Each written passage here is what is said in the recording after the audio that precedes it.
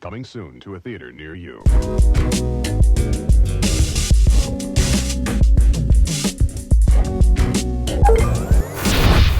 What's up, y'all? Mr. Marin here, and this is episode 15 of the Real Ones podcast with myself, Mr. Marin, and my main man, RB. RB, how you doing, brother? Doing good, man. Just came from Universal. Oh, okay, how was that? Horror Nights. It was good, man. I'm jealous. I want to go this year, man. Lot of good scare acting. It was intense. We didn't go on like the super scary stuff because both me and my girl we're just we're not that bold. You know. So you scary. Both of y'all scary, but you go to Horror Night. Yeah, I mean we just have to see it. You know, what I mean we have to see what the memes are about. You're just watching people get scared and shit. Yeah. Nah, I mean the coolest part. There's two cool parts. The Stranger Things maze was dope.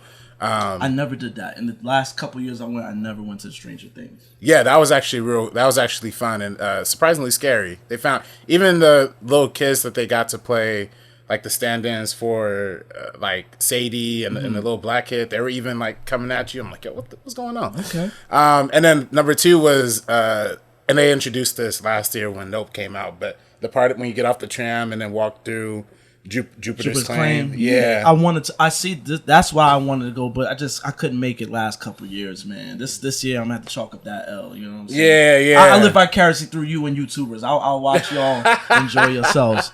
But yeah, episode 15, and we have a special guest this episode. Yeah. Podcaster and movie trivia champion, allegedly. That is so I've heard. Yeah. Miss Jeannine Brice. How you doing?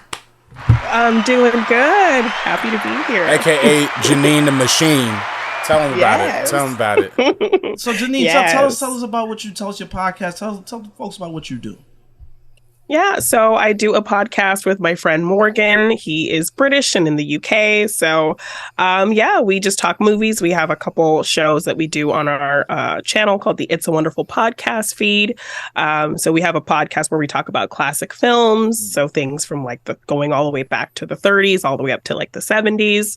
So we talk all kinds of stuff there. And then our show Morgan hasn't seen. My co-host hasn't seen a ton of things. So I'll pick a theme each month of movies. And we'll watch them, and it'll be his first time watch, and we discuss. That is fly. I like that concept. Yeah, because it just gives you material. It's just like, yo, this person's never seen this film. Like, yeah.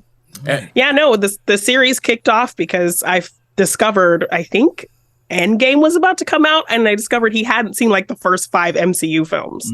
So he hadn't seen any Iron Mans, he hadn't seen the Thors, he hadn't seen the Incredible Hulk, and so I'm like, we got to talk about this. So I had him watch them. It was just going to be a one-off thing. And then we like enjoyed kind of getting into movies. And I discovered there were so many movies he hadn't seen. And that's how the series kind of was born. So nice. Nah, that's what's up. And then, I love Morgan. Every time he comes out to LA, he's always wearing the purple. It's like right on theme for him. Yeah. Now I know there's maybe like 2 or 3 viewers from the Schmodown who might be watching this.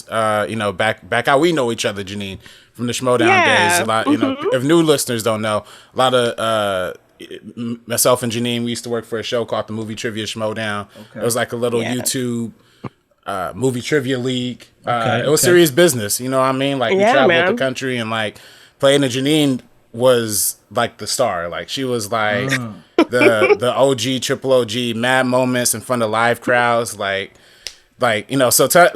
just for the throwback fans out there, tell us like what was a real special like Schmodown memory for you.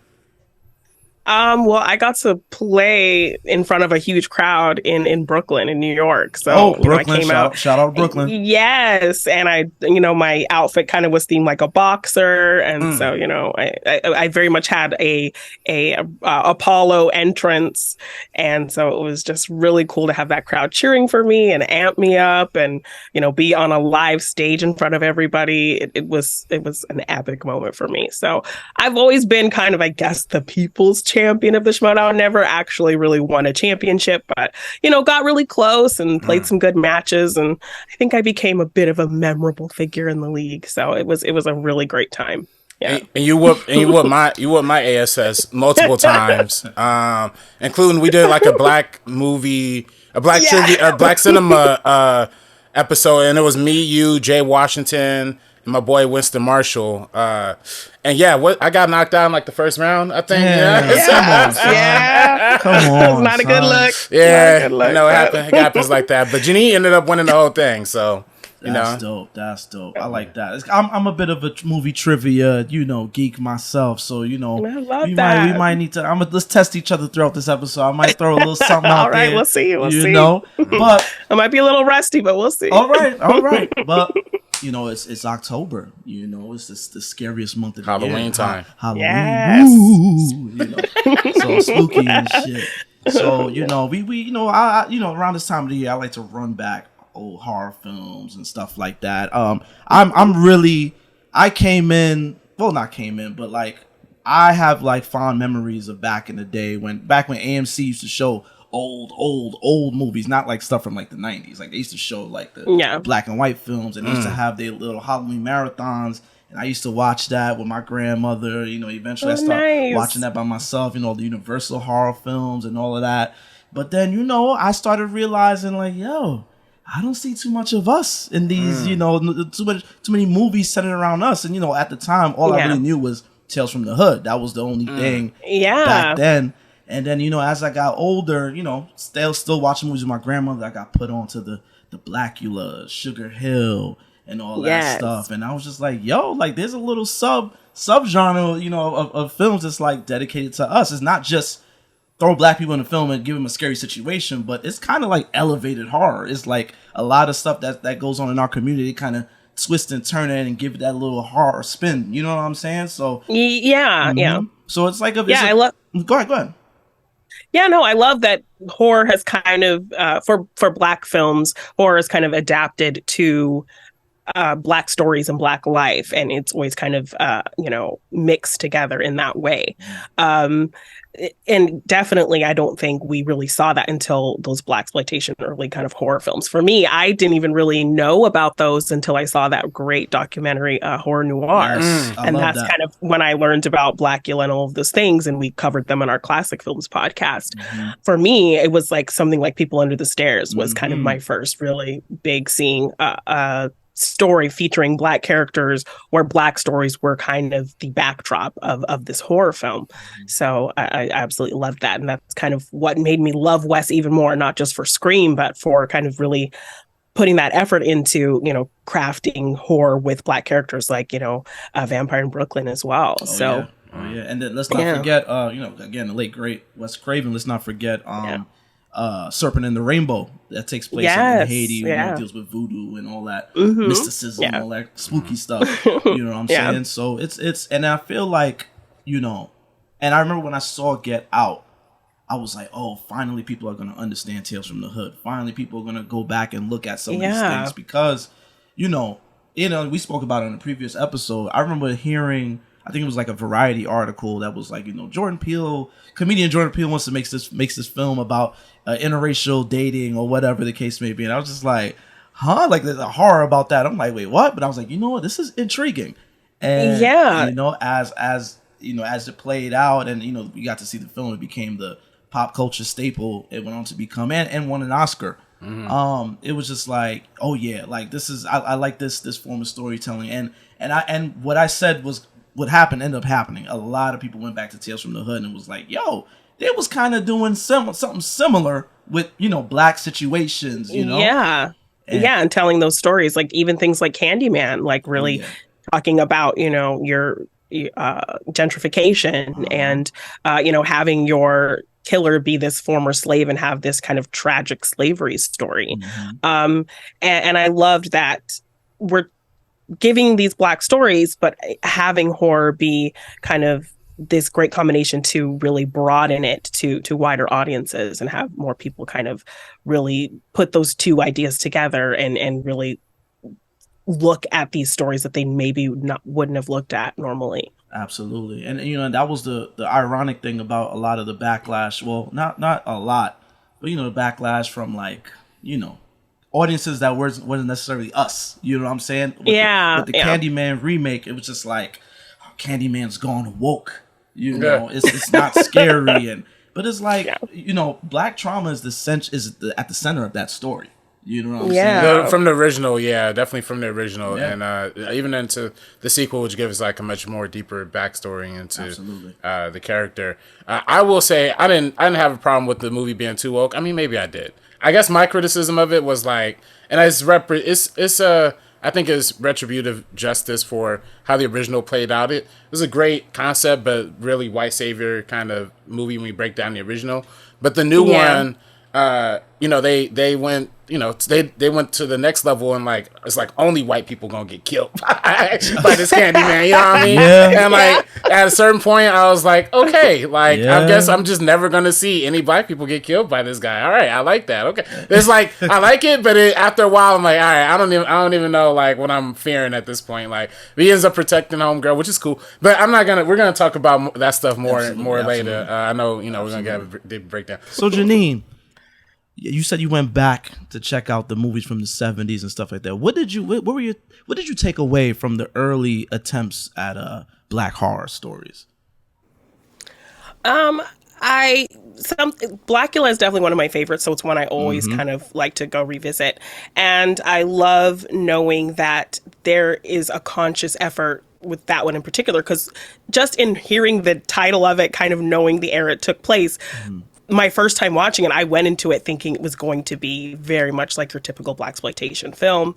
But when I saw it was very elevated, and William Marshall like had all this gravitas and like style, and brought this really regal vibe to the character. And then even going deeper into it and hearing that he suggested to make his character an African prince, and to give him, a really great depiction of black people.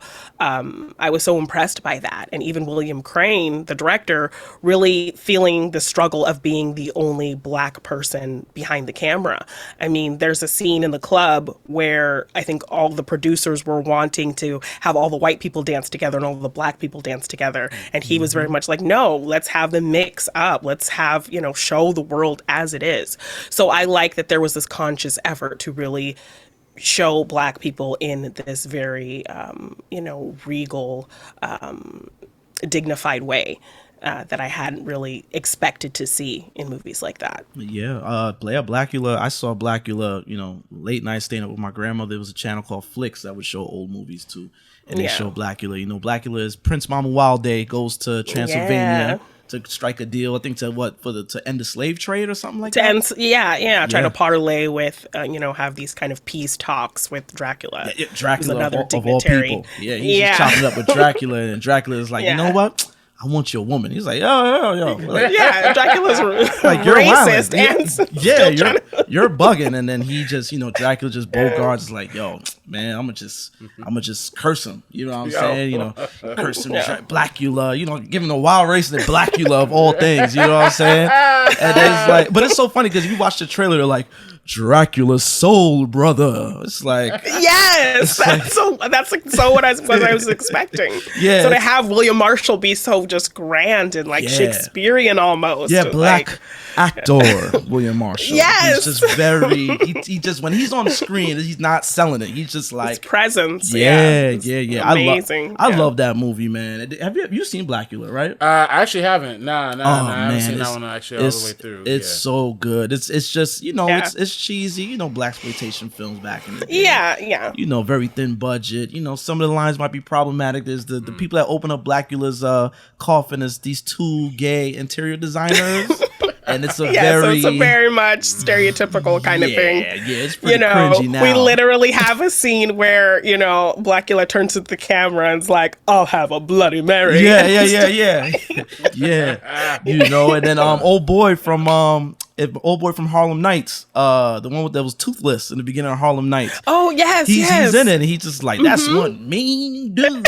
Like it's just, and then there's a whole like not disco, but it's this whole soul performance, 70s kind of vibe, like all blaxploitation films just turn into a concert mid film.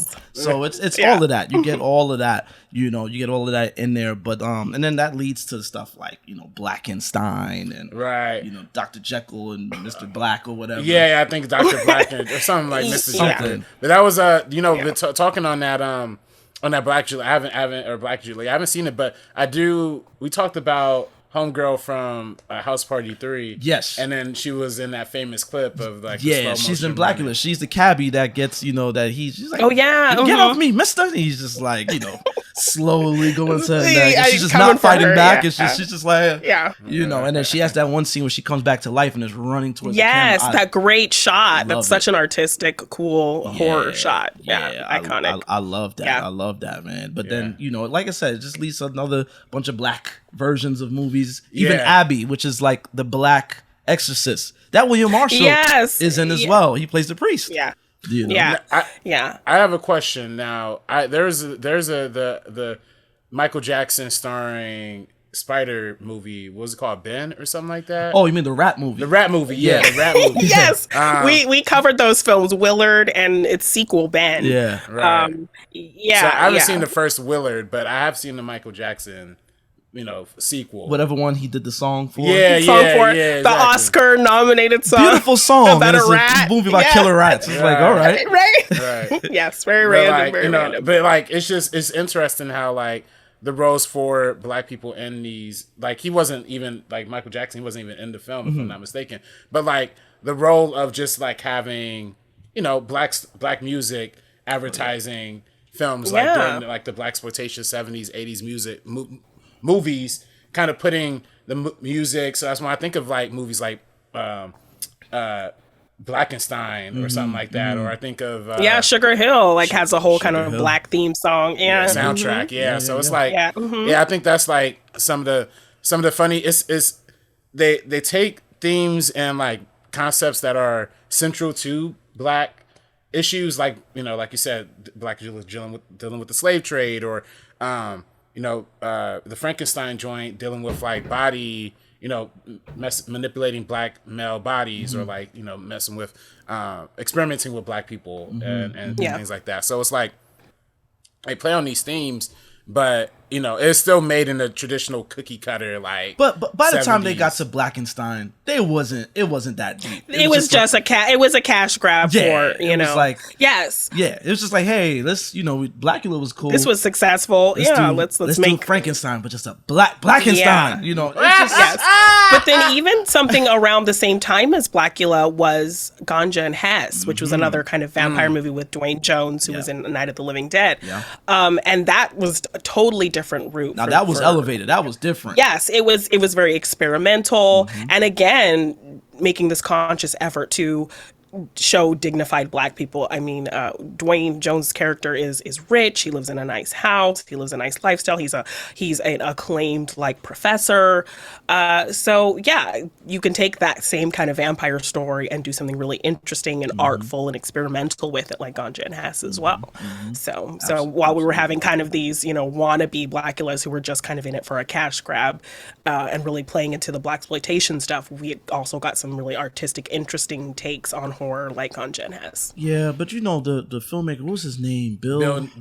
Bill Gunn. He got shafted with that one because they started they started like recutting it, and they gave it different names, Blood Couple. Yes. And and he wanted to like release it in like indie theater, like do it really small. They were like, no, we're gonna put it in big theaters and do this whole thing. He kind of wanted to really have a small kind of niche opening for it, but they tried to just throw it out there, and it just was not something for the masses. So I think the original cut was screening at like a museum for a long time in New York. For a long time. Yeah, I think Museum of Contemporary Art, something like that. Yeah, some or history or something. But it's interesting too because I mean, just apparent. I'm basing this off of the horror noir documentary.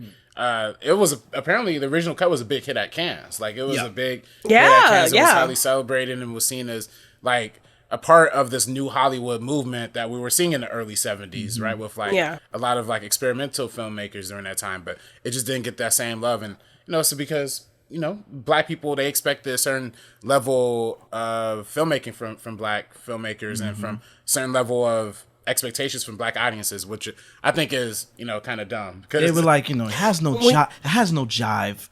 We can't put Curtis Mayfield in the soundtrack. Let's just throw this away. Yeah, something similar happened with Snoop Dogg's film Bones because it was literally only really advertised to black audiences when they weren't really, banking on the fact that Snoop Dogg actually has like universal appeal. Like the director of that film, who's a longtime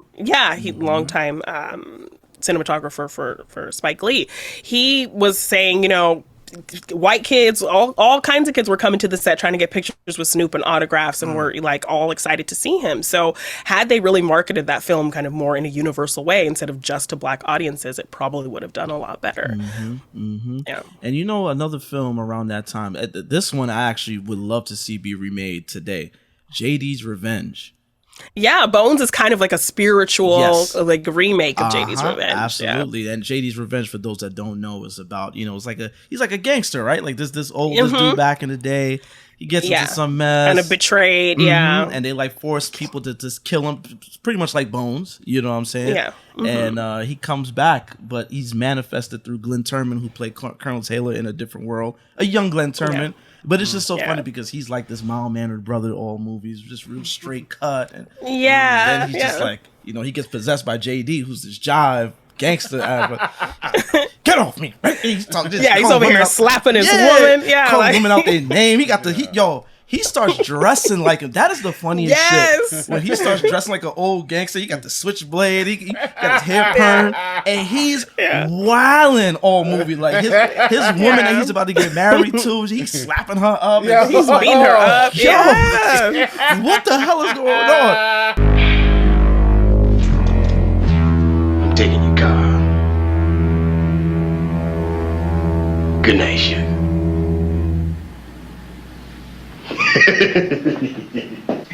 I would love to see this movie be remade as like a horror comedy or something because because the shift is kind of funny. It's crazy. It just goes left, but it's so entertaining.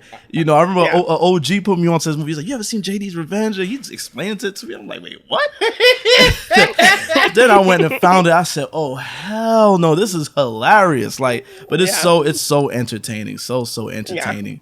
And then I feel like in the 80s, what was going on in the 80s as far as black horror? Like, black men dying first, or black people dying first, not just black men. But. Yeah, I feel like that was just the thing. Like, it was just anytime we was in a movie, it was like, let's just get rid of this character as soon as possible.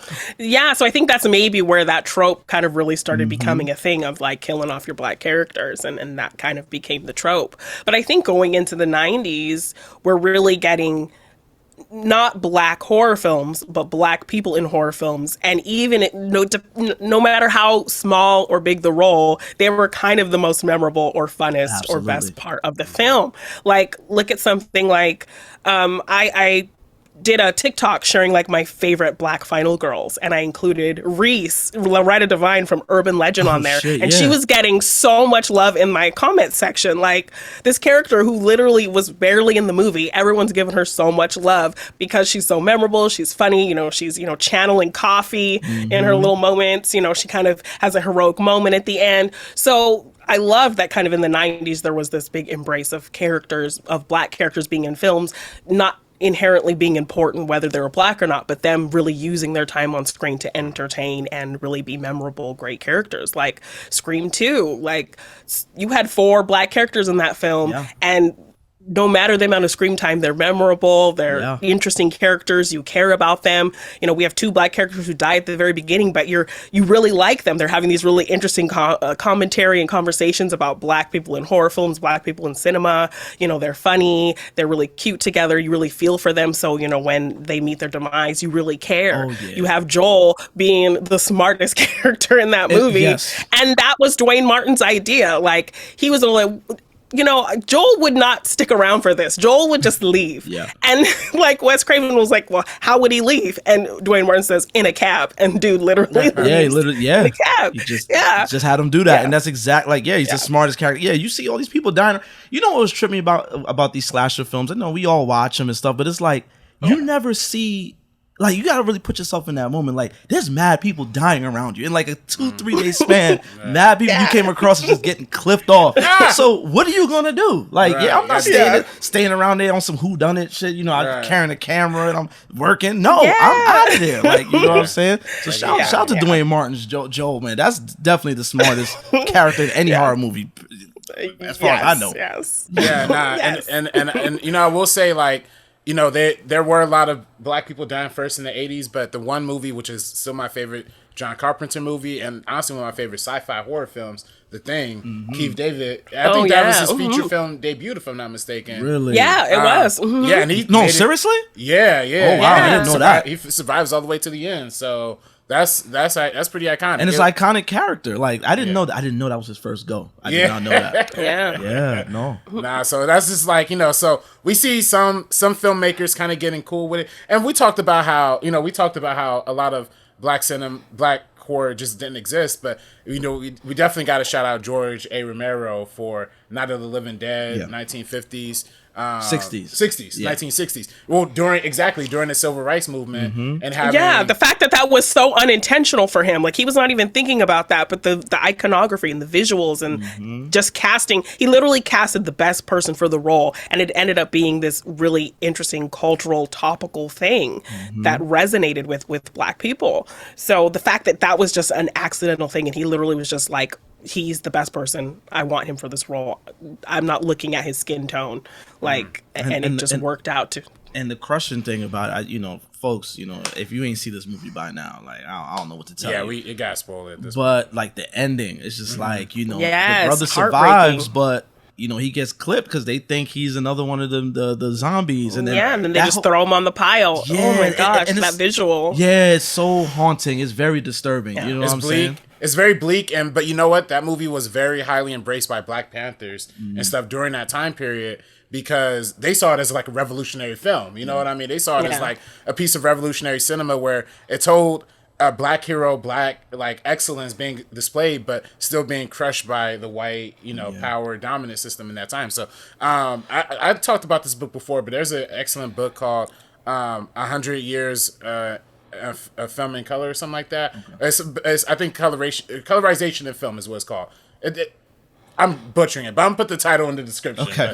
It's an excellent book that explores like the 100+ years of black cinema and film, and the author talks about how, you know, his sister was dating like Black Panthers during the time of like this movie Night of the Living Dead coming out, and they were raving about like how they were watching it multiple times and really gained a really interesting cult following. So I think you know, directors like Wes Craven kind of looked at something like, you know, Night of the Living Dead and kind of found ways to like reinterpret that, like y'all said, through that one joint that he did, Rainbow. Oh, Serpent in the Rainbow. Serpent in the Rainbow. But I think most prominently in 1990 with like The People Under the Stairs, you know, like being a really deep racial metaphor for you know, white fear, like, you know, white being afraid of white people, being afraid of white spaces. Yeah, because the kid goes to the house of, they were landlords, right? Yeah, they're the landlords. Yeah, it was all about gentrification, and they were kind of rebuilding in all the black neighborhoods and kind of pushing all the black people out.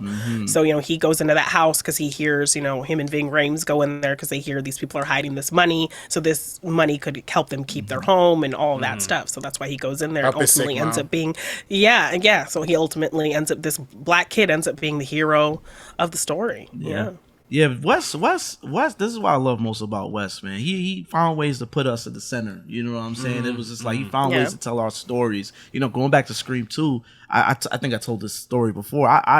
Y'all know I'm a huge Jada Pinkett. I call it Jada Pinkett, okay? I don't do the Smith, all right? That is still my baby at the end of the day. You know, I fell in love with her A Different World, Low Down Dirty Shame, Jason's Lyric. That era of Jada, that was my woman, okay? So, you know, by the time I'm a kid, you know, this is pre-Twitter, all that stuff. You know, we hearing about movies coming out through TV, watching Entertainment Tonight and all those shows. Yeah, and they TV guy. And they said she was going to be in the next Scream movie. I said, what? I was like, yo, I had just saw the original Scream that I love. And I was like, oh, yes, you know, my girl Jada is in it.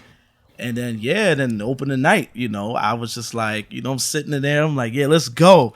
Then when I heard that. Opening with the D'Angelo song. Yeah, when I heard the Prince cover. I said, no. Because I heard, it was like, no, y'all going to throw black people in the beginning of this movie. Y'all got this funky. I love that song, by the way. And I was like, that no. cover, that Prince cover. Yes. And I'm just like, no. And when I see her, I'm like, oh, man. But I tell you, man, like that opening scene, people started clapping after she got stabbed up and yeah, people were clapping, not because like, yeah, kill her, but it was just like, that moment was just like, it was so strong. It's like that whole... Yeah, so visceral, because it's just as scary as the isolated killing of Casey in the first film. Yeah. This is happening in public. All these people are around going crazy, all this chaos, and yet you are getting killed in front of all these people, and no one can hear you. No one is noticing you. I think that is just as terrifying as being killed by yourself. Like and let me tell you how obsessed I was with this scene and this film, but this scene, I knew the minute and second, I knew how long this scene was. Yeah. So when it came on pay-per-view, and like, shout out to illegal cable, shout out to those that got illegal cable,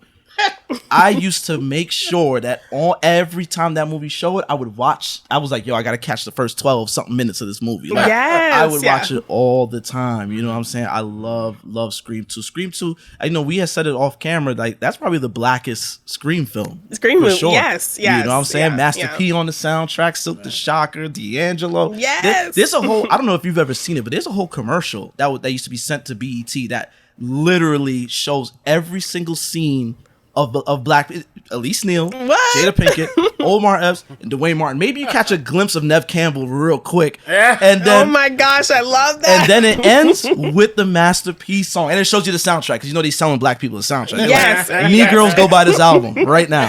Yes, you know what I'm saying. Yes. So if you like the album, you're gonna see the movie. Yeah, of course. So man, shout out to Wes, man. I miss Wes. I really do. He was a great voice in the community in horror. You know what I'm saying. Right. But yeah. I was gonna say, like, real quick before we move on from people under the stairs. I mean, like, I watched that movie very recently for preparation of this podcast.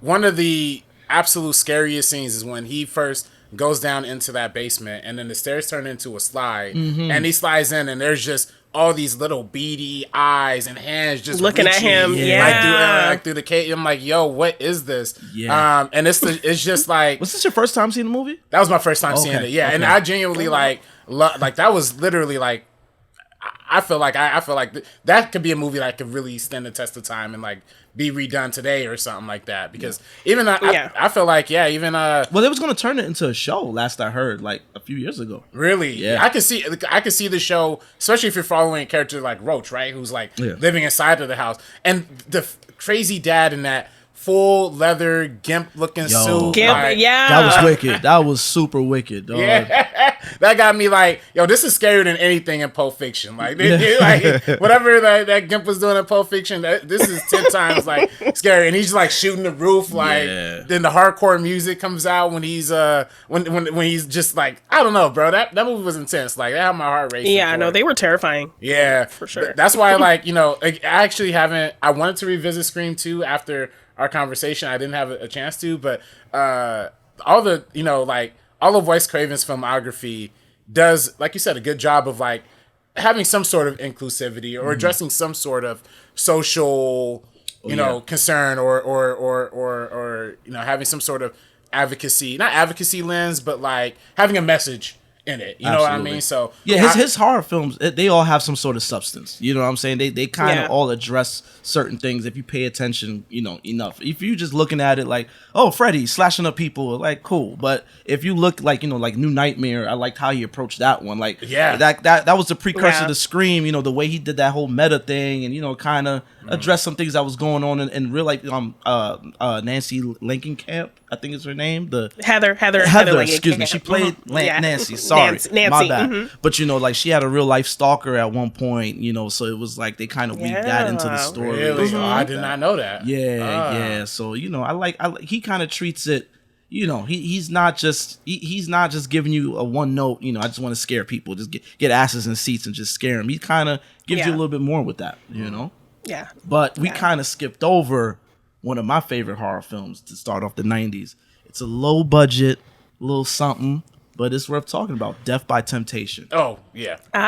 Yes. Death by Temptation is directed by James Bond III. James Bond III is the geeky brother in School Days. What was his name in school? He was in the crew with Lawrence Fishburne, Branford Marsalis, and honestly, this film looks like they left the set of School Days. It was like, hey, you want to make a movie? Because literally, like, sure, it's like Ernest Dickerson shoots it, so you can so tell. As a matter of fact, Ernest Dickerson shoots it. Bill Nunn is in it. Bill Nunn, Kadeem Hardison, James Bond III.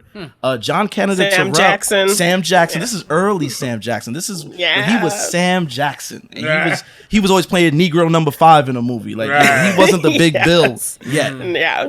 John Canada Terrell, who played Greer and She's Gotta Have It. Literally the only person missing from this film is Spike Lee. This looks like Spike in 87, 88 was like, yo, I want to make a horror movie. Yeah. That's so funny you said that, because I was literally watching this movie today, like in preparation. My mom came downstairs and she was like, "Is this a Spike Lee movie?" I'm like, it looks very early Spike Lee. Early Spike, like that period right there, like them first 2 Spike Lee joints. That's that Spike. That's what this looks like. Yeah, and it was a Trauma film. Trauma is the the low budget studio. Yeah, They distributed Toxic Avenger. Toxic Avenger. Yeah.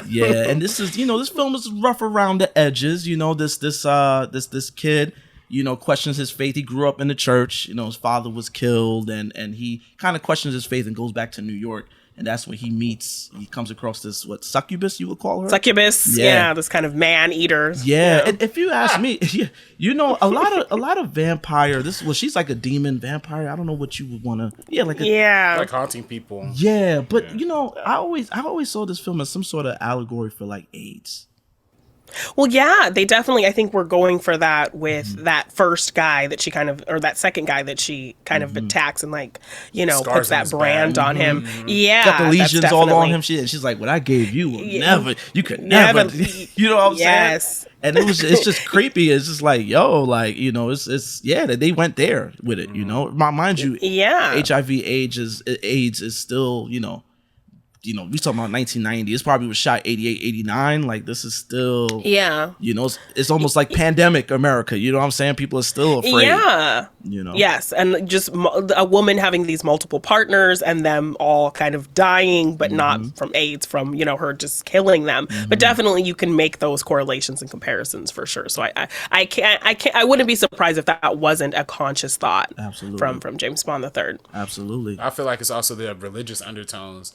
That's present throughout the film, but I feel like it's a real, challenge between, like angel versus demon, like kind of situation, like kind of like this troubled kid dealing with trauma, losing Samuel Jackson's father and his mother in the car accident from this demon possession. Now he ends up getting cursed by it, but he's trying to be this evangelistic minister, but still has to avoid the temptations of lust, like the ideas of adultery, the ideas of everything, how sex is basically really demonized. Test his faith. Exactly. Really testing his faith. So I just I really dug this one. I feel like this was more of a elevated, like artful kind of absolutely horror film, more than some of the other films during that time, which I think y'all are right though. The 90s was one of the best periods in terms of giving us new black horror films that we hadn't seen those kind of stories before. Absolutely. And it's like I said, it's rough around the edges. The execution is it has a cult following. People like it, we like it. The charm is there, but it's like it's a rough movie to watch. Me, I just nitpick films, man. Because I'm around it. The edits be kind of like abrupt. Just like, damn, why is there music in this scene? Why is the music? Why do I hear the music over the actors in some scenes? I noticed that too. But look at black films in the 90s, especially with Spike was good for that. I watched Jungle Fever in the theater, and Stevie Wonder was wailing over Wesley Snipes in one scene, and I was like, God, I had a harmonica.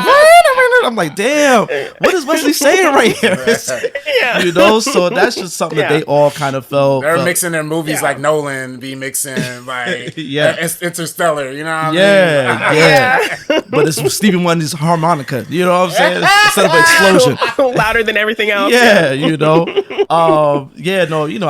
really enjoy. I forgot how I even found this film. I was just like, I was so like, I really was like, this is like a Spike Lee joint. I was like, oh shit, let me check this out, and I love it. I got it on. I got shout to Vinegar Syndrome. I got the Blu-ray. You know what I'm saying? Oh, nice. I made sure to get that. Well, I will say what I do. And I gotta respect Universal for being straight up for like producing a lot of these horror films throughout the generations, since the beginning of history. But Blacula, Death by Temptation, People Under the Stairs, and we talked about something but basically the majority of the films we're talking about today are all on Peacock, like essentially. Right now, yeah, and they've been on Peacock, like or Tales from the Hood, also on Peacock. So it's like they have a lot of these like black horror films like on Peacock exclusively. So nice, yeah. So they got the rights. So Universal got the rights to everything. Yeah, it looks like, I think they did the new Candyman too. They did Candyman. Yes, and that actually comes, right in '92, the original Candyman film with Tony Todd. Yeah. Classic film. I remember the video case with the I and the B. Like I used to see that in my video cabinet. Like, ugh, like, yes, I don't want to watch that movie. You know what I'm saying? Super chilling. I mean, I watched the new Candyman recently. Like, I did a rewatch of it, and even just hearing the happy, cheery Candyman song, and Universal will do kind of fun things with the logo, and having like the logo come in reverse, and then you have the whole thing upside down, and just hearing it was like giving me the creeps. Just hearing that movie opened the Candyman perfectly. Song over everything coming in backwards. It was kind of like really giving me like the heebie-jeebies. Yeah. Shout out to Nia DaCosta, man. I really like it's a sequel. Yeah, it's like a sequel. Yeah, it's more of a spiritual sequel. Yeah. Because like a legacy sequel. Yeah, because it kind of picks up with the Vanessa Williams character, and they tie her and what's the lead actor's name? Yahya Abdul-Mateen. Yahya Abdul-Mateen. They tie them back to the original film and all of that. I like what they did there, and like I said earlier, I specifically like how they honed in on the legend of Candyman and that whole sequence that they had at the end with the paper showing all the different Candyman. Yeah. I love that. That's really good world building, because now I can see Candyman stories from all different eras. Like I'd love to see one from the 1950s, somebody just getting out the war and can't get a GI Bill and ends up staying in this crappy apartment and get hunted by Candyman or something, or something like that. There's so many good stories that deal with American issues. Again, that's the beauty of black horror. Same thing, that's the beauty of black science fiction. The same thing as Afrofuturism. It's the idea of taking black themes and black core issues and incorporating that to the genre. Yeah, the original Candyman folded it in really well too, up until, of course it becomes about the, old girl at the end. But I do like the fact that it's a sympathetic, supernatural character, because even in Nightmare on Elm Street, we don't really get that much sympathy for old boy. You know what I mean? We see him, like, he cracks jokes. We like him because he's cracking jokes and getting in people's dreams and killing them in creative ways, but we don't really like him. Yeah, but he's irredeemable. Yeah, exactly. Whereas I feel like Tony Todd in this movie, he has a sense of like tragedy throughout his performance, where it's like, as you could tell, he's haunting this building not out of want, but because of his trauma. He was a victim. Because he was a victim, because he's really trying to get that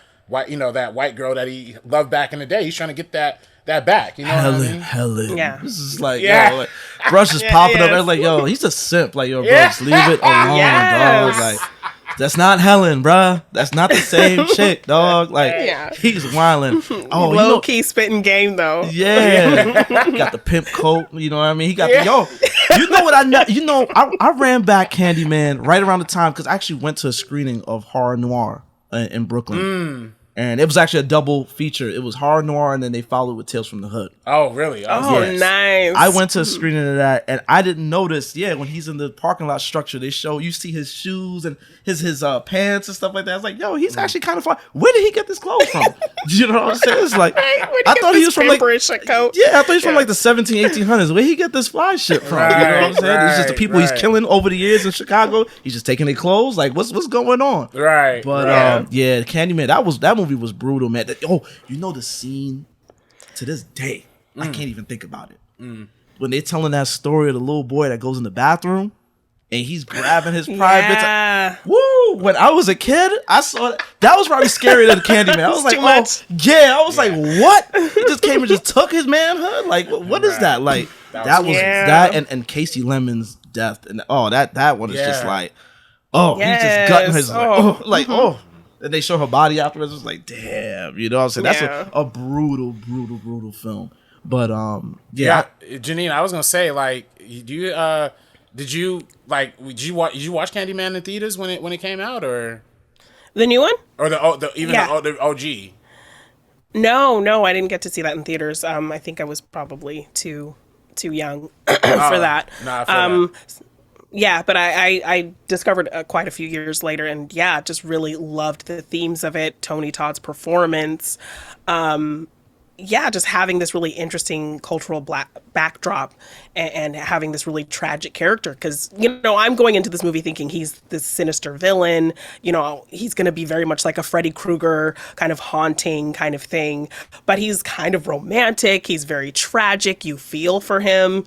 You don't hate that he's killing these people. Mm-hmm. You're kind of really intrigued by it. You kind of understand it in a way. So definitely a very complex, interesting villain that I was not expecting from Candyman. What always bugged me is like, why is he in the projects messing with these people? Is it because they keep his name? And he's the physical representation of keep my name out your mouth. Like he is like like, yo, stop, don't I'm pulling up on you. You know what I'm saying? It's on site. Keep my name out your mouth. He's a Black Bloody Mary. Absolutely. Mary, Absolutely. Yes. I think we all... Yes, but those people bring it onto themselves by not believing in him, by not trusting in him being there. Yeah. If you, break those rules. So, they deserve what they got if they want to try to be playing around. Yeah, no, absolutely. Remember that there's an opening. Is an opening kill? Or they're describing like the Candyman. Yeah, they're telling a story. Yeah, and that's Sam Raimi's brother that plays brother. Mm-hmm. Yeah, that plays the dude in that scene that gets really. He goes to try to play himself. Go there like, wow, I'm gonna go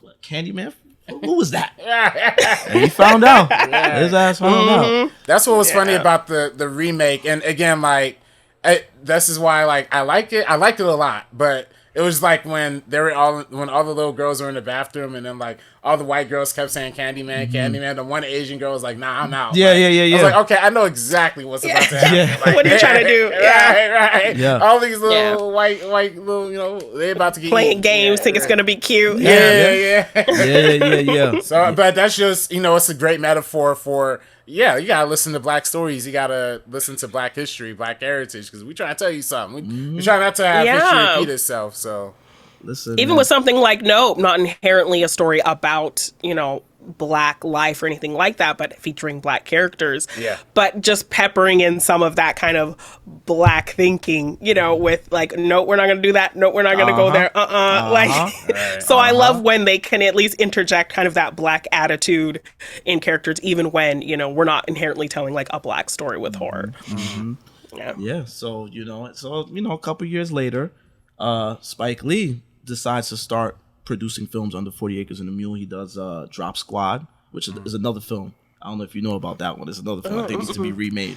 New Jersey Drive, and then Tales from the Hood in '95. Oh, so that's a 40 Acres production. That's a 40 Acres. Yeah, a lot of people say that's a Spike Lee film because he was the executive producer. He was the name that sold it, got it picked up. But it's not, folks. It's not a Spike Lee joint. It's I know his name is on there. It's not a SpikeLee joint. It's actually Rusty Cundiff. Rusty Cundiff. Yeah, he's a comedian, comedic actor. He did a little bit of everything in Hollywood at one point, and he made Fear of a Black Hat, which we talked about in the hip hop episode.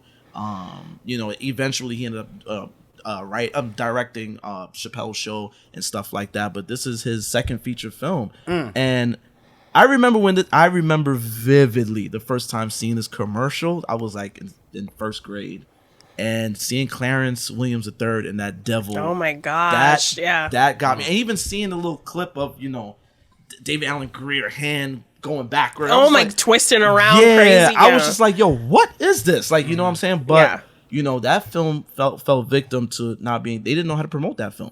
They didn't know how to promote it. And it was definitely sold as a straightforward horror. And, when you saw the film, it was something, it was horror. Yeah, it was a horror, but it was something totally different too. It had messages. It had those substance and messages, yeah. But I think it did a really great job of inherently being scary, because I remember watching that and being scared of that. Remember them dolls? Remember them dolls? Yes, those things were creepy as hell. Them slave dolls? Yes. Yo, to this day, I see that little motherfucker, I get shook. I'm just like, yo, I remember it, man. I remember when it came out, I was too scared to go, because my mom was pretty open. She would let me go see rated R movies. She was just oh, he don't know what's going on. Low key, I knew everything that was going on, but I was entertained, But that one, I was too shook. I was like, nah, let me wait it out. And it came on pay-per-view, and I begged my grandmother. I said, Grandma, can I please? It was the first day it was on pay-per-view, because they was kind of promoting it. And I was like, Grandma, can I please watch this movie? She's like, oh yeah, sure.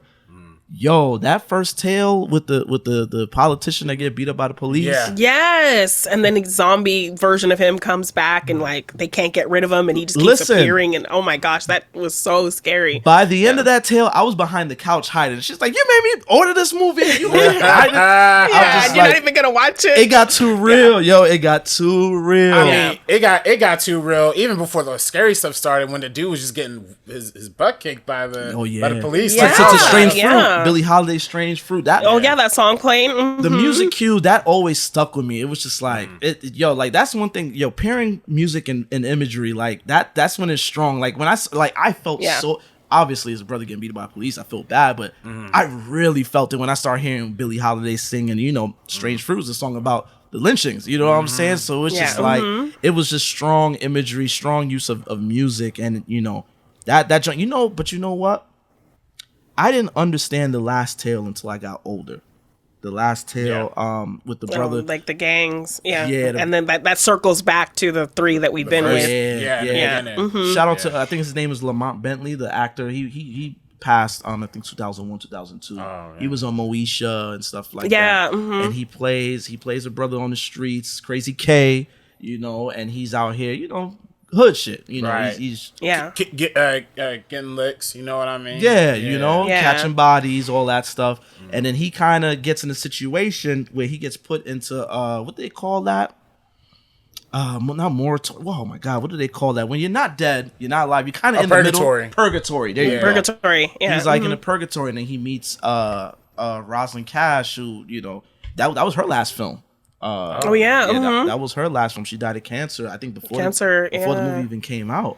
And he meets the KKK dude. He meets the KKK guy, and he's like spitting game to him about how he killed what color the people you killed. You know what I'm saying? There was a lot of that imagery. Yeah. And then there was a scene where she hooks him onto the machine, and he's just being fed all of the people that he's killed, people that have died from things he's done, children, things he doesn't even think about. And some of this is real imagery laced in of these lynchings and stuff like that. Yeah. Jesse Washington, the brother that was mutilated and stuff like that. And, and then she has that line and she's like, Cain is the world's first murderer. He slayed his own brother. How many brothers have you slayed? And it was just like, I didn't get it at the time. I was just like, this ain't scary. This ain't scary. Like, hurry up. Yeah, Let's exactly. end this movie. Until I got older, and I was like, yo, like that bar right there, I was like, oh, shoot. Like, it was really going there. And then there was that one scene with the flicker. Everything was flickering. He was seeing the people he murdered, the little girl he killed by accident and all of that stuff. And then, he's given a chance. It's like, yo, like, repent almost. And he's like, I don't give a fuck. I don't give a fuck. I don't give a fuck. I don't give a fuck. And he does that, and we come back to him in that moment after he's shot up, and they finish him off. He legit got a second chance, and that story, all the years, I love the one with the politician that comes back as a zombie. Yeah. I love the one with the little kid, with David Alan Grier playing the abusive stepdad. Yes, what I'm saying? I love that one. And am I missing another one? There's 4. So. The dolls, the creepy dolls. Yeah. I love that. I love that one because I was getting the scares. I was getting all of that, at face value. But as I got older, that last tale, it was like, they really put their foot in on this one when they wrote this one. Yeah. Really talking about the perpetuation of violence and violence of black on black, and then just kind of ending with the 3 dudes from the beginning being the ones. Again, perpetuating that cycle of gang violence. And then we see that devil, that I do not like that imagery. Crazy George, I forget the name of the makeup artist that did that one. He did his thing because that's to this day. If I see that, I get chills. Yeah, no, all 4 of those anthologies really get to, like we've been talking about before, the heart of an issue, the heart of something real that's percolating inside the black community, either spoken out loud or like not really spoken on at all, right? Mm-hmm. Whether that's the fact that these politicians are systematically, entrenching us in this like kind of environment to, kill each other, hurt each other, deal each other drugs. I mean, this is very rusty. I mean, I forgot. I don't know if this line. There was a. I'm not sure if I'm quoting this movie or if I'm quoting something else, but they talk straight up about like how the politicians like running on being an authentic American, you know, like how like basically, you know, white cells, you know, like white being victimizing black people is really how you get to power in the political system. And I feel like they really like nail that through that. And this was, you know, post Reaganomics. So this was post like dealing with the crack epidemic, all these things. And I feel like this was a really good mirror of like, all right, what are the repercussions of that? What are the causes of that? And what are the repercussions of that? So I feel like dealing with, you know, the racist politician and the dolls are like, okay, here's the, you know, outside the community issues that are, you know, facing us. But then let's get real and talk about what's happening inside the household too, like with the abusive father, like with David Allen Greer playing that. I mean, when he starts hitting homegirl, I'm like, yo, this is fine. Like, and the kids. But to see him like that, growing up with watching him in Living Color, being this great comedian, and then to see him take on this really dark character, and then kind of in going into it, learning that he's a Shakespearean stage trained actor, and to like get to enjoy him getting this opportunity to really, you know, flex his muscles and do something that we haven't seen him do, was just really chilling with this character, just being, you know, this abusive stepfather. It was really scary to see him like that. What you think? I'm a monster? They cut to the monster and tattoo. The tattoo. Man, and you know, it's silly. You know, by the time he gets to crumbling and you see him, you know, twisting up. It gets silly, but it's so dope, and it was just so. Yeah, it was just. That was the craziest part about that one, because the horror wasn't really the supernatural part. It was the situation. It was this how this boy saw this abusive father as a monster, right? And how, you know, real that is to some people, that is their monster, you know. You could really apply that to real situations. Absolutely. And you know, in 95 something else happens with black horror that, you know, it's kind of rare territory. Jada Pinkett is a final girl in Tales from the Crypt presents Demon Knight, another film I was obsessed with. I went to go see. I didn't go see. I was with my mom, my grandmother at her job. They were showing an Interview with the Vampire at the Ziegfeld Theater in Manhattan, and they had a trailer for Demon Knight. I peeped in the theater real quick. They had a trailer, and you know, I heard the Crypt Keeper say, you know, Jada Pinkett, Menace to Society. Again, that's my boo. So I was all in, and I love Tales from the Crypt. Gosh. I used to love Tales from the Crypt, the show. I used to watch that. My mom, not realizing what I was watching, used to just let me watch HBO and watch Tales from the Crypt. And when that movie, I didn't get to see it in theaters, but when the video came out, I hawked my grandmother down. Please get me that VHS. Please get it for me. Please get it for me. And I seen it directed by Ernest Dickerson again. You know, he's After Juice. After Juice. Yeah. You know what I'm saying? And she's a final girl. So it's like, you know, Stryker is a guy that like he's been protecting this chalice with blood, so to speak, for centuries, and this demon or demons have been chasing him around. One of the demons being Billy Zane, and he stops in like a little crummy motel in the middle of nowhere, and all hell breaks loose. Quite literally, you know, demons just start popping up out of nowhere and stuff like that. And you know, I remember seeing the commercial, and I was just like, oh, a sister is in it. She's gonna die. It was just like, oh man, like how soon will Jada, you know, die? But no, she survives the whole film. She's lasted to the end. And she ends up kind of being the hero, the one to kind of continue on this legacy of protecting and now, you know, I know we talked about Loretta Devine, but I'm trying to think, is there any other, you know, black heroes, you know, in these horror films, like, you know, in the same vein of like a Jada? Well, I mean, we do have some good, like Lex, I would say, you know, Sanaa Lathan's character in Alien vs. Predator. Yeah, like the fact that the Predator, like, recruits her, like, they kind of team up, and, like, he gives her the little, like, you know, marking, like, you're one of us. Yeah, you're right. I thought that was kind of a cool thing. We have Naomi Harris in 28 Days Later. That's true. Yes. That's a good one. That's a good one. All sisters you naming so far. It's look like the sisters is holding it down in these movies. Yeah, not looking good for brothers. Yeah. Well, you got, you know, Busta Rhymes kicks Michael Myers' ass in Halloween Resurrection, if you want to count that. Did he survive that? Yeah. Yeah. Oh, yeah. Yes. So I never saw that album. There's an alternate cut where he dies, but I think that they tested it and people's like, nah, we want Busta to live. No, we want Busta. You know, that's a whole different conversation about hip hop people in the horror movies, because there's LL popping in H2O, the security guard over here writing this little romance novel. He's another one that they had something he was gonna die, and they was just like, nah, we want LL to live in this one. Yeah. People love their rappers, man. People love rappers. Then Ice Cube made it to the end of Anaconda. That's right. Yeah. So we got some variety, but I was gonna say, Jeannine, you have a great TikTok. You have some TikToks about like final girls, right? Like, Yes. I think on the list I also had Vivica A. Fox in Idle Hands. She's kind of the one, like this demon hunter. Trying to kill the hand.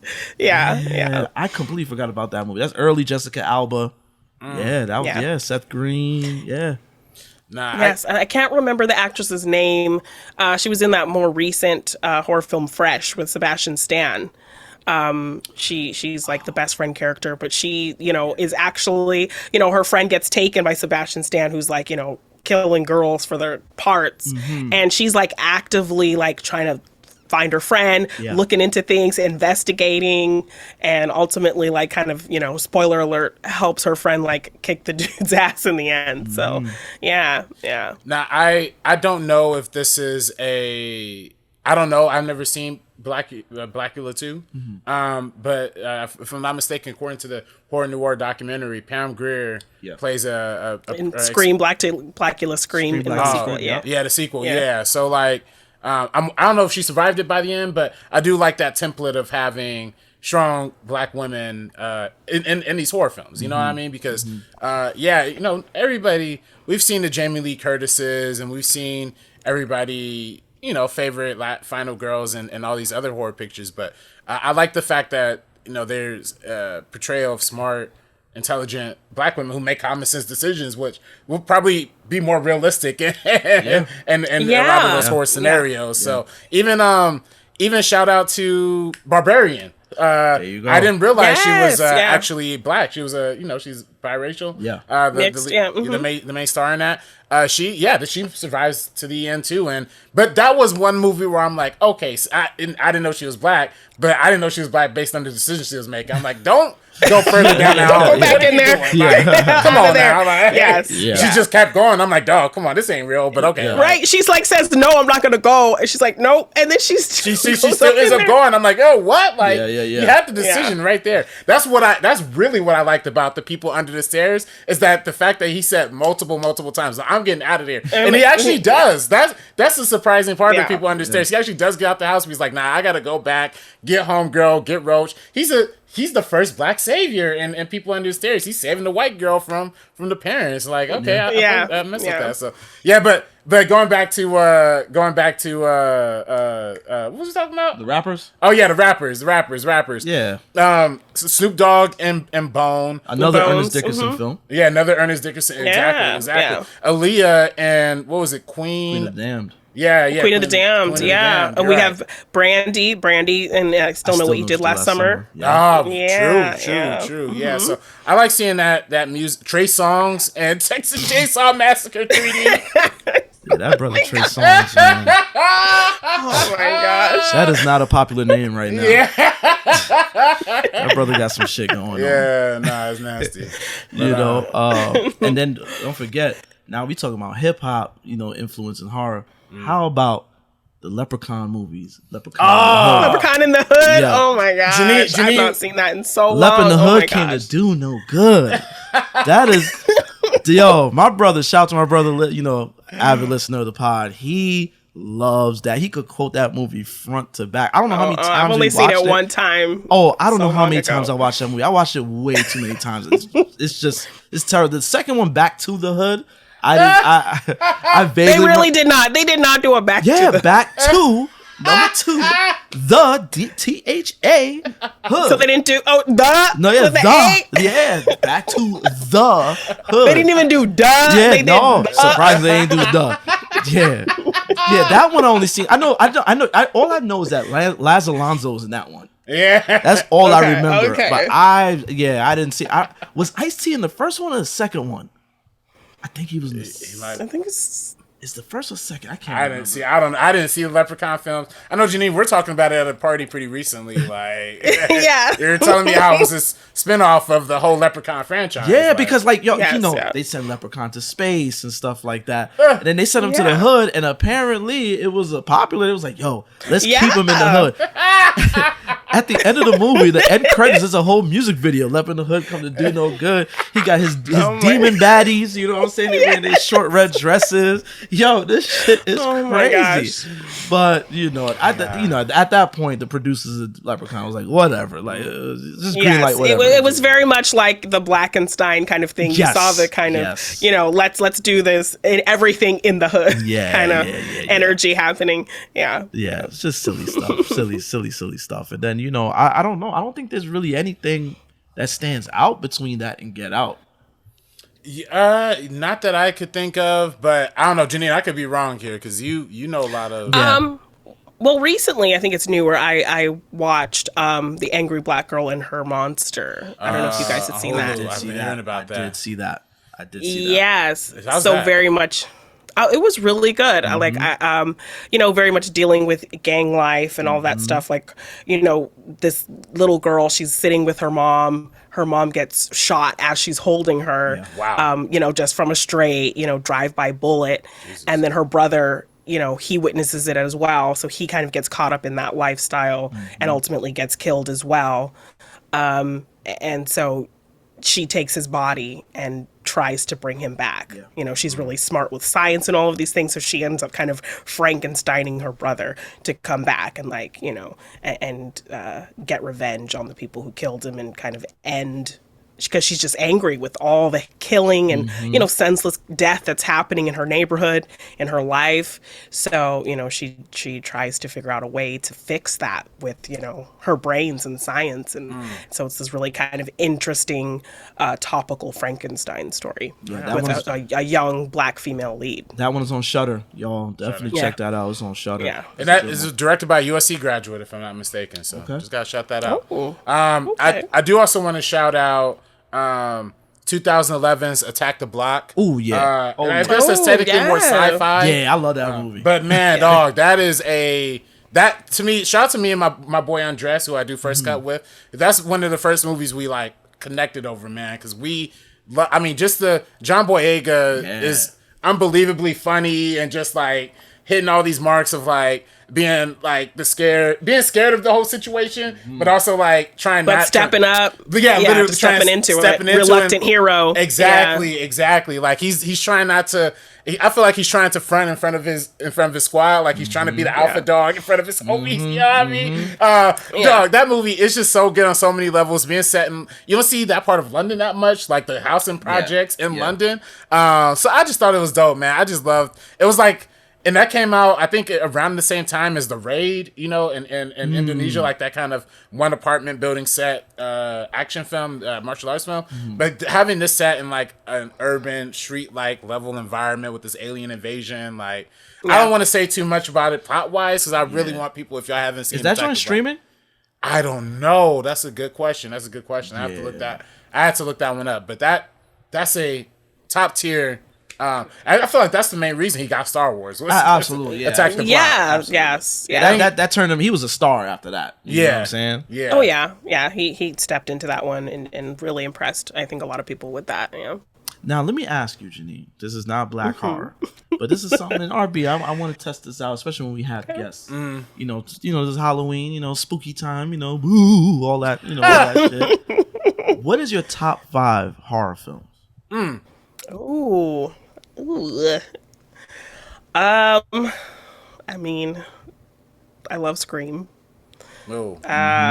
This is I don't know if this is any particular order, but Scream. I'm a teen horror girly. That was the most kind of easy horror for me to get into. Yeah. So I do love Urban Legend. That opening is so good. The kind of horror stunt casting with all the legendary horror actors that pop up in that movie. Candyman. I do love the original Candyman. I would actually put Blacula on there. In kind of really talking about it a lot and kind of rewatching it, I've really fallen in love with that movie. Okay.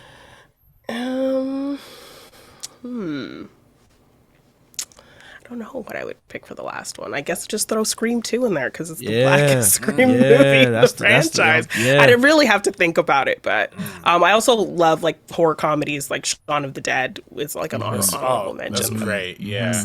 Because it's just like Edgar Wright's my favorite director, so I love like the layers of storytelling with that, like just peppering in, like he's just going through his day to day, and we're seeing these little cues of like the zombie apocalypse happening. I think it's just so smart. No, the part. Oh my god, I love Shaun of the Dead. By the way, I'm not saying this to cancel the movie, but the hardest I might have laughed in the movie was when Nick Frost like pulls up in the car and I forgot what he says. He says something like. I'm like, yo, what? He's showing him stuff like Bad Boys. Yeah. It came out of nowhere. I'm like, yo, wait, why? Yeah, it's British dude, man. I love Shaun of the Dead is probably my favorite horror comedy. Honestly. Hey, man, I appreciate the little shot they threw at my boy Prince Batman soundtrack, man, when he was throwing the vinyls. And he was like, and he just was like, yo, fuck this movie. Batman, and they just. Purple Rain. Sign of the Times. Definitely not. The Batman soundtrack. Throw it. Nah, man. Yo, Justice for Batman. That's a great soundtrack. All right. That is. Don't do that to my boy. You know what I'm saying? Oh, that's funny. That's good. Yeah, Shaun. I haven't watched Shaun of the Dead since I was in high school, bro. Like it's been a long. I've probably seen like once or twice. At most. It's one of those, and not that I don't want to revisit because I didn't like it. It was actually funny. It was a cool movie, but it just, I don't know. It's just, I just moved on and just never really went back. I'm gonna watch it. Went back to it. Yeah, I feel that it's really smartly put together. Yeah. That one holds up a lot better than I feel like a lot of comedies from that era held up. Especially like I love Superbad, but that movie is kind of not aging well. You know what I mean? Like it's aging okay. Hey man, it's aging okay. I don't know. I like that anything. Listen, I love it. Like I still watch that it. That shit is an laugh. instant classic. I was in theater for that. That was an instant classic, dog. Right. It was like, I knew it's like Friday. It's one of those movies you just know them jokes gonna hit like 20 years later. You know what I'm saying? No, they are. Most of them still. There's some of them that don't, but most of them. Like Superbad is on my wall. So like I love. Yeah, Superbad. It's there. Yeah, no, but for me, top 5 black horror movies, I mentioned Night of the Living Dead. Also, I'm cautioning this by saying I really didn't get into horror until like college. Like I talked about this before. I grew up in a pretty religious household, so that's right. We didn't very much like Wes Craven. Mm-hmm. Right, exactly. So, but I feel like that gives me a good perspective on horror, a little bit more of an objective perspective on horror. You know what I mean? But like. Still, I'm still catching up. So I'm not. It's not a definitive list or anything. Yeah. Out of the films I've seen, Night of the Living Dead for sure, the OG. Mm-hmm. Yes, good one. That one, Get Out is like we talked about Get Out in the greatest black movies conversation. Mm-hmm. To me, that's probably my favorite horror film. And I said it. I said this on that previous episode too. But at USC before Get Out, it seemed like the only black movies that existed were like Do the Right Thing and Daughters of the Dust. You know what I mean? Like those are the only black movies that were ever made before Get Out. And then when Get Out came out, they were like, all right, let's add this to the Rolodex. It was Get Out and it was Moonlight. Those 2 movies came out. They're like, all right, now we have 4. We officially have 4 films we can talk about. Movies. Yeah, right. So yeah, that was but yeah, seeing Get Out and then watching it again and again. I love that film all the way through. So it'll be that, it'll be Get Out, it would be The Babadook. The Babadook. Is up there for me. That's a good one. And then, if I'm thinking, if I'm going with, I really do love the first Scream movie. To me, it's like so perfect, so self-referential. It's perfect, yeah. Perfect film. So yeah, I'll probably put that as number 4. And I have to think about a 5th one. I'm gonna have to think about that one, but I'm definitely no order. I'm definitely going with Scream. Halloween. The OG? I love the OG Halloween. I have this thing to this day about people staring at me. I get creeped out by it. So that shot of Mike just standing in the backyard with the clothes. And I don't. Even though like she looks away. Yeah, I do not. She does not look away and he's disappeared. Yeah. I do not like that. Him by the hedges. The hedge. I don't play that, dog. I don't like that. You know what I'm saying? Yes. I'm definitely okay. So Halloween. Scream, Halloween. The film bros might like me for this one. Y'all might rock with me this time. Okay. You know, film bros don't like me right now, but they might like me for this one. A24. Hereditary scares the shit. Oh yeah. Oh yeah. Hereditary. Yes. That's Toni Collette robbed for the Oscar nomination. If you ask me. Yes. Breaks my heart that she did not even get a nomination for that. Bro, that scene that I think I talked about before. That scene where she's up on the ceiling. Just like they show that wide shot in that dark room, and your eyes got to kind of adjust to realize she's up on the to see ceiling. that she's there. Oh my God. Don't like that. Don't like that. That movie, The telephone pole, dude. The telephone pole. Yeah, Oh, that movie you felt is, that. Yeah, That was that was one of those images that stuck with me. Yes. That will forever stick with me for the rest of my life. Yeah. For sure. Like and then it cuts to it briefly. It's like almost like a flash. Like when it shows when it actually happens, it's like, oh no. And that ride home in silence, shock and silence, And you just see his face, and you're just on his face that whole time. Oh my gosh. Ari Aster, he ain't no joke, boy. No, that's that dude. Yeah. He's a sicko. He's a real sicko. Damn, last two films. Definitely going with The Exorcist. That's up there. The OG. The OG. That's the one that laid the foundation. And unfortunately, nothing that is trying to do the same thing, nothing has ever stuck. Has been able to. Even the latest film, Exorcist Believer. I haven't seen it, but I heard it's just not. I'm gonna. But you didn't see it neither, right? I didn't see it, nah. I'm gonna give you a spoiler-free review. Unnecessary film. Yeah. Unnecessary film. You could have just called it The Believer. And just had a whole other story because it starts off strong. Shout out to Leslie Odom Jr. He's really good in it. I feel like all the actors are really good in it, and it has a great premise. But then you throw in Ellen Burstyn, and now it's like now you just taking references and just chucking it at like Yeah. And it's like, what are you doing? The film just goes downhill from there. It's not bad.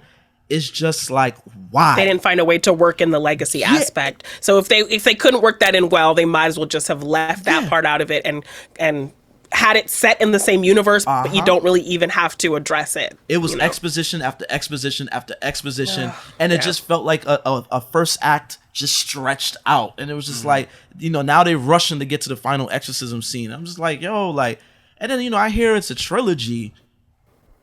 Doesn't set up the David next film. Gordon Green. Yeah, he gotta go. You gonna do this to us? Wait. No, you can't say no. Time out. Let me redeem. Let me explain this. You was my man. I'm one of the few people that like all three of his Halloween films. I'm one of the few. I like the curveball they threw with Halloween Ends. I was like, it's different. I can appreciate all of them, but there were just so many disappointing elements in there for me. And Kills was just like, just shoot me up with some heroin. Just, you know what I'm saying? It was just like, balls to everything. We're throwing everything at this it was movie. like, I'm killing everybody. Let's go. Assholes. I'm cutting everything up. Like, you know what I'm saying? I love that because it was like, yes, like, I needed to see Mike catch bodies. And, I liked all three of them. I really think that, I know I'm definitely in the minority. But this film, this Exorcist, man, it was just, it didn't work. It didn't work. You couldn't watch two more movies in this universe. But what two more movies are you gonna get from this first film? Like, if by the time it ends, it's like, where are you going with this? Where are we going? Yeah. You of course they fake defeat the demon, but then it's just like, all right, what? Yeah. What groundwork? Because at least Halloween 2018 left it open to where, okay, we know, we can tell that, there's more story to tell. Exactly. And this one just doesn't really do that. And there's a funny quote. Allegedly, William Friedkin, the original filmmaker of the original Exorcist. Allegedly, he got wind of David Gordon Green doing this film, and he told somebody like, "Yo, like I will when I die, I'm gonna come back and haunt him." So. Billy Friedkin, wherever you are, just scare him away from this fucking franchise, please. They need to retcon this film and figure out what they're gonna do for the next two films, because Universal done paid $400 million to to secure the rights of this film. This franchise. Oh. And it's like, what are y'all doing with this? You know what I'm saying? Yeah. So that's a mess. Yeah, it's really, and, it's so funny. Disappointing. When we opened up the last episode, we talked about, Saw 10 and The Exorcist. I said you would be surprised which one is the more unnecessary of the two. Because, Saw... we saw Saw 10 yeah, together. you're on a 10 Saw movie, and it's more... Yeah, convoluted, but it works. It makes sense. It's like, you just got to really be into it to know where in the timeline it is. That's really good. It's like it takes place on the Tuesday between Saw 7 and Saw 8. It's like... They really did a Fast and Furious trying to squeeze Tokyo Drift up. Yeah, They got, Tobin Bell. It's like, he died 4 movies ago, man. Like, what is he doing here? Right. You know what I'm saying? Right. Yeah. See, that was interesting for me watching Saw 10 because that was legitimately the only second Saw movie I ever saw. The OG. Yeah, I've only seen the first one. Yeah. Oh, really? Yeah. I was locked in for all of them. It was one. It's so funny.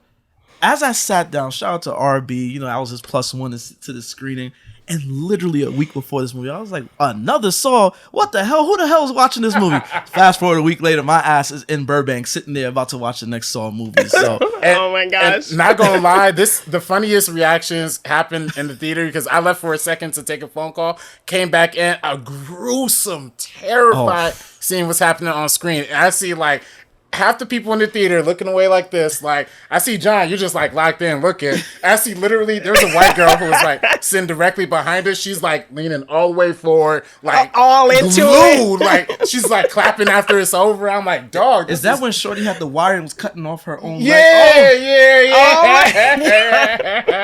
I was locked in, but I was in pain watching that scene. It was like a car crash. Yeah. And RB, you was just like, you was asking about the Saw movies, and I was like, bro, you see what you see is what you get. Like, they're really just like, hey, let's get people in the theater, let's just show them people gouging their own eyes out, cutting off their own limbs. It's really not that deep, but the first two, Saw 2, I really enjoyed. Like, I really liked that's Saw 2. what I hear. Yeah, but I always just like, it's torture porn. It's not going to be any kind of interesting story or characters, so I just kind of didn't watch after the first one. Hey, my sister, just turn it off. Just take that switch in your head, just turn it off, and just watch it. Just don't even. Yes. I'm open to checking out the franchise.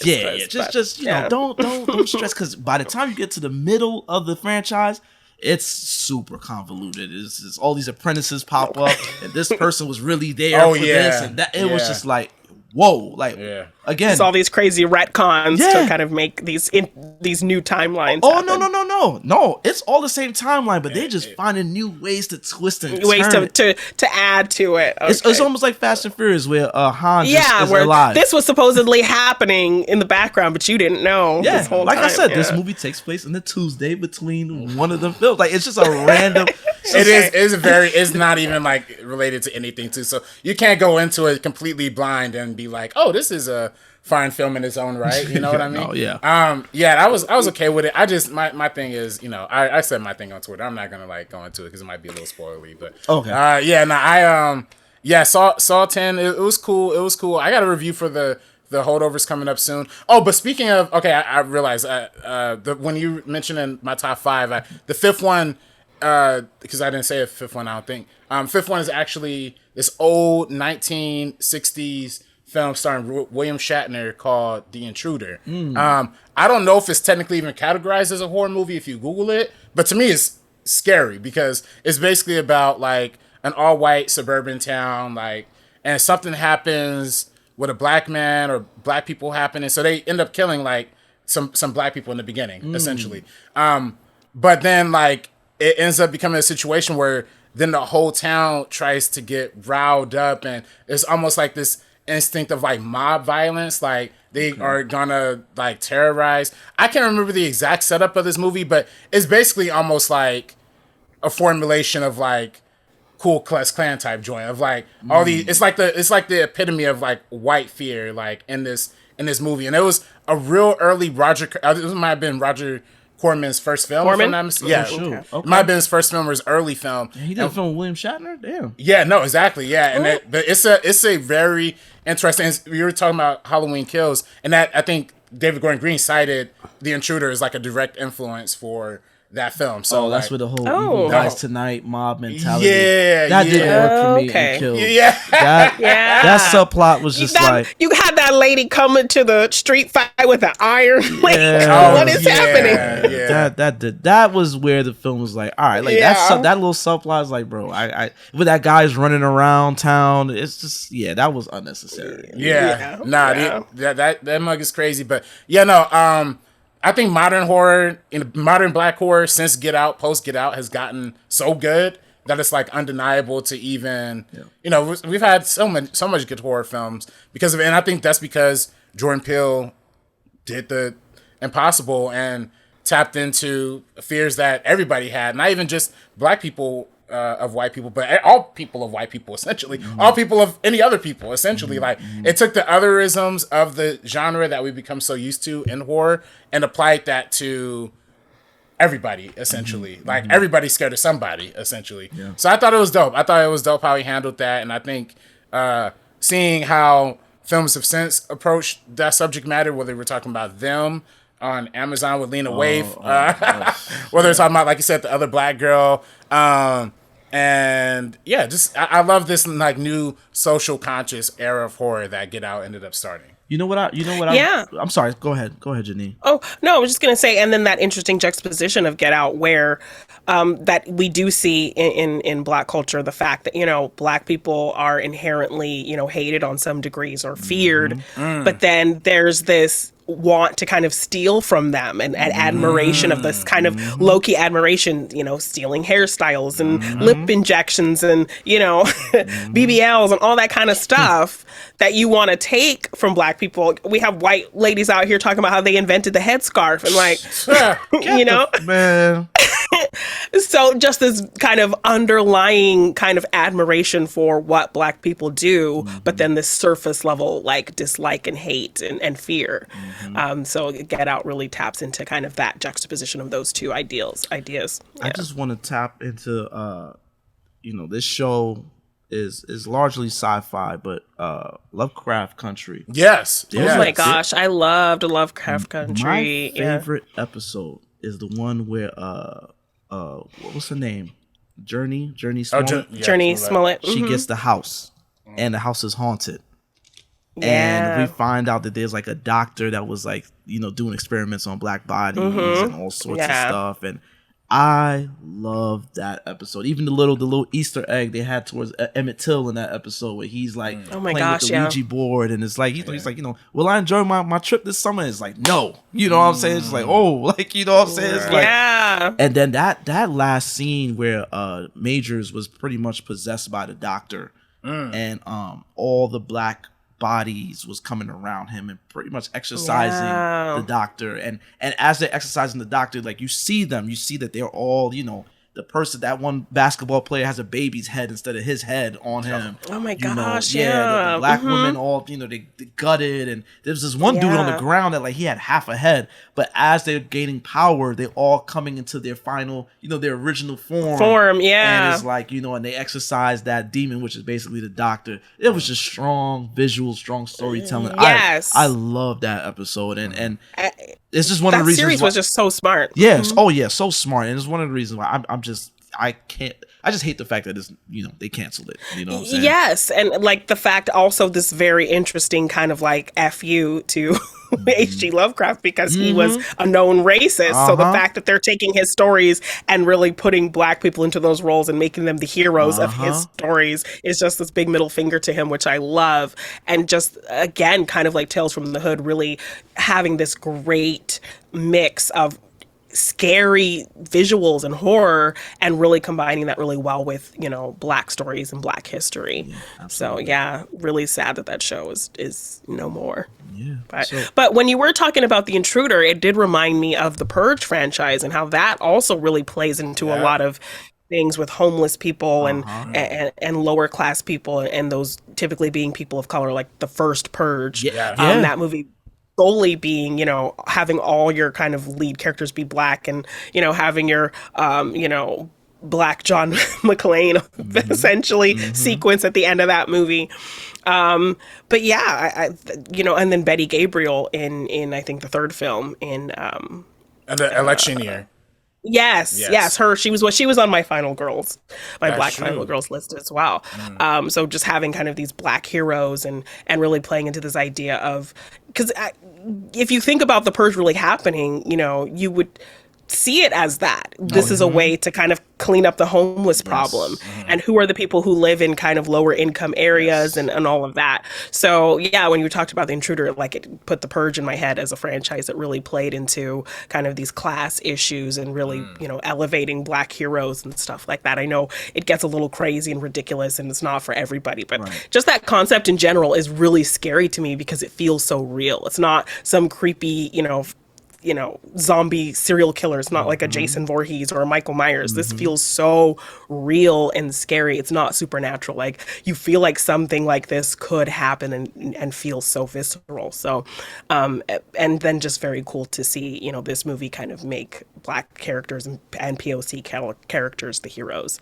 Yeah. So the first Purge was basically, the backdrop of that was Black Lives Matter. That came right in the middle of all of that. It even ends with Kendrick Lamar's We Gonna Be All Right. Yeah. We Gonna Be All Right. The theme song of the whole Black Lives Matter movement. You know what I'm saying? I'm glad you mentioned that. I actually forgot. I completely forgot about that film. And that's actually, that's a really good pull because like that, it is true. Like that definitely started as like white, mainly centric franchise from Ethan Hawke's first movie, Frank Grillo being the second movie. But yeah, that election year, because it had the dual stories of like the presidential candidate, also, but like the owners of the liquor stores, like trying to like hold themselves down. Yeah, and I feel like it really does play onto that Patrick Bates, that Christian Bale dude who just was murdering people, homeless people just because he wanted to, just because he was a rich psycho. American Psycho.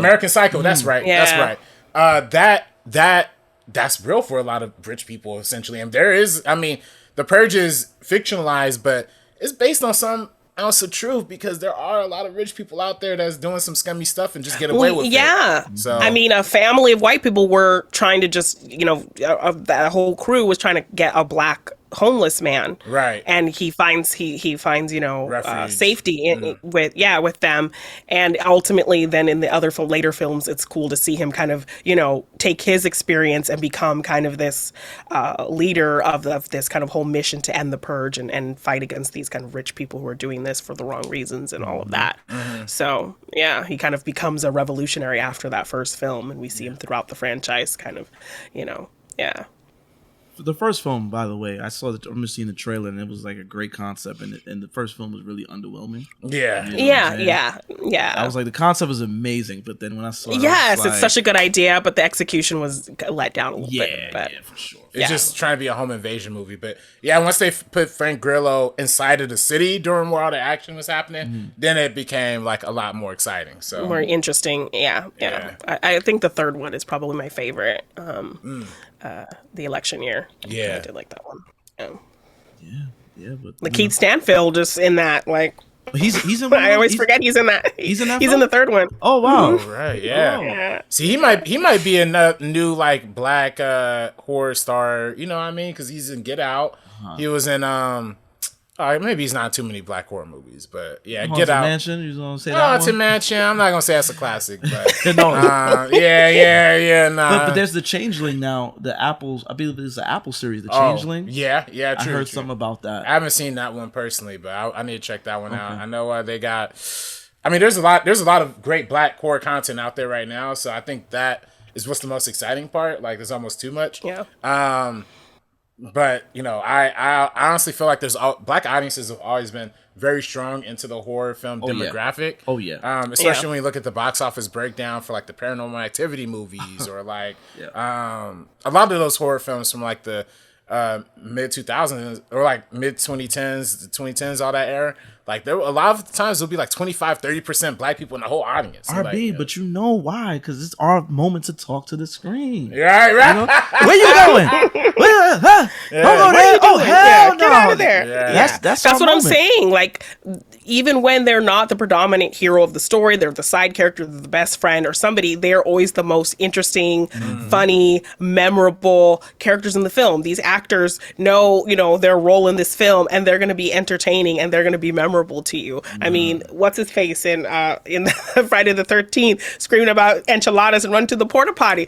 He was hardly in that movie, but you remember that. Miguel A. Nunez. Yeah. Yes, but you remember that. So yeah, like, even if they're not the star of the film, they're going to be a memorable, interesting, insightful character. Absolutely. So, Black people in horror are always just a huge kind of draw for me because they're always kind of the most interesting characters to watch. Absolutely. Hey, Jeannine, thank you so much for joining us today. It's been a pleasure talking to you. You're so insightful. You got so much. Not like it's just good to bounce off of somebody else, It's just kind of like sometimes it's always just us, but you got that extra person there that could just add a little context here and there because we get to rambling, we just talk.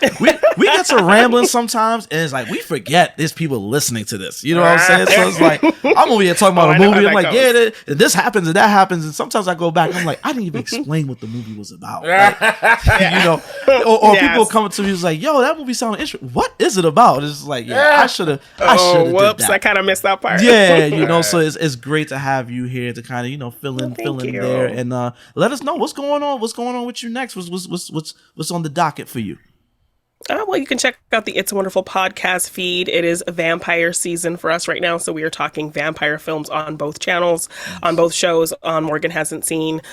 He hasn't seen The Lost Boys. That's a huge one for us that we're going to be talking for that last week. Excuse me. Sorry. How old is this Morgan? He is 24. Okay. Yeah. All right. I understand. Give him a little youngling pass. Yeah, I'll give him a pass. That's crazy because he has the voice of like a 46-year-old. So like, yes, he's like literally like an 80-year-old man in spirit. That's why like he loves these classic films. Like he got me into this show that we do where we talk very old movies because that's just him, very old soul. So he rarely watches new things. Okay. So we're talking vampire movies on our Morgan Hasn't Seen show. And then also vampire films on It's a Wonderful podcast, our classic films podcast. So we're going to be talking about Dracula. We're going to be doing a little comparison between the original version and the Spanish version that they did. Okay. The original film. I saw the Spanish one on AMC back in the day. Like they showed the original, and then this other, and it's like shot for shot, like because they shot in the same. Yeah, because the same sets. Mm-hmm. Yeah. Mm-hmm. It was like a day shift, night shift situation. Really? Yeah. Yes. It was like Yeah. No, that's a classic. I believe that one is in my 4K set. I believe so. Yeah, that's a classic right there. But where are you? What can they find you on socials? All of that. So you can find It's a Wonderful podcast feed. All places podcasts are found. You can find me on Twitter at Jeannine Debean _ Jeannine Debean everywhere else: Instagram, Threads, TikTok. Check me out. All right. And you already know it's me, Mr. Marin. You can catch me Twitter at MrMarinKnows, Mr. Marin KNOWS. You can find me there.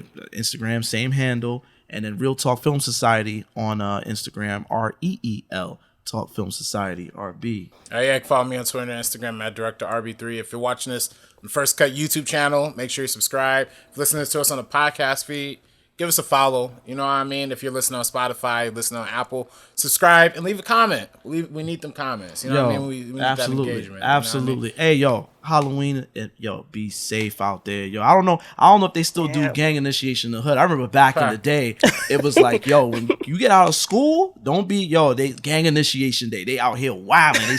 They slicing people. So we used to get our asses in the crib.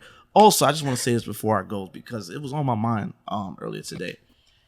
We know the Jada Pinkett Smith, Will Smith stuff is going on right now. Y'all, we talked about Scream 2 earlier. Y'all, I seen a very disturbing meme where somebody was like, this is what we all want Will to do to Jada, and it's Ghostface stabbing Jada up. Jesus. No. And then I seen another one of Will turning into OJ. None of that shit is funny. No. None of that shit is funny. I've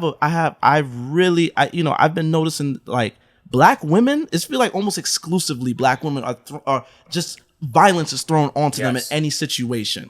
You know what I'm saying? Even if you go back to the Chris Brown and Rihanna thing, it was like, well, them Caribbean girls, she deserved that. Let's not do that. Right. Let's not do that. The Megan Thee Stallion. She stepped on glass. She deserved that. Yeah. Free Tory or she lying. let's not do that. Let's not project violence onto black women. That is not funny. Let's kill that, please. Don't send me none of that stuff. I don't think none of that shit is funny. Much love and light to the Smiths. They got their own shit to figure out. Right. Let them figure out. Yeah, let them figure it out. Shout out to Jada. She's pushing that book, Worthy, that I may or may not have pre-ordered on Audible. I don't know. We don't know. But my son is crazy. Review coming soon to the show. I don't know. Maybe I did. Maybe I didn't. We'll see. A few episodes, like 5-10 episodes ago, you was like, F Jada, because I was mad. All right, I was mad. But then I said at the end of the last episode, Jada be in good graces, and then of course, right after I say that, she come up with all of this. Yeah. But let's not do that, man. To the woman, she want to tell her business. That's her business. But we are not projecting violence onto sisters, onto anybody. But specifically, I'm speaking for sisters because I feel like that's the only people I see this stuff projected on. Yeah. All right, y'all. Let's grow up. Cut the shit. Yes. And let's just move on. Let's just detach from that. It's not that deep. None of that shit is funny. Just cut it out. It was a fun conversation, but we're on the brink of World War III right now. So let's focus on getting peace in the Middle East and getting these Palestinians free and all that. So come on, y'all. All of that. But one more thing. Just lastly, I know we talked so many movies already. Yeah. Y'all talking about Dracula on your pod. We talked about Blacula on here. You saw the new Black Dracula film with Corey Hawkins? Last Voyage of the Demeter. Yeah, I enjoyed that. Oh, yeah. Mm-hmm. Yeah, I enjoyed it. It was fun. Yeah. It was very much a throwback to like the Hammer horror films. It was a nice little to take a chapter from that book and like make a movie out of this little. He survived. I forget. Yeah, he survived. Well, kind of. Yeah, Dracula's around. He definitely got off that boat. You know what I'm saying? Yeah, Dracula's somewhere in the world. Yeah. So that's just interesting, like a new black spin on the Dracula tale. So that's hopefully we see more of that. But of course. Peace in the Middle East, peace for black women, protect black women. Yes. I don't know if there's anything you got to get off, Jeannine, political wise. Or... I think you guys captured all of the important issues. Yeah. So thank y'all. Yo, thank you again, Jeannine. RB, my brother. You hold it down. So it's been episode 15, and we'll see you. Coming soon to a theater near you.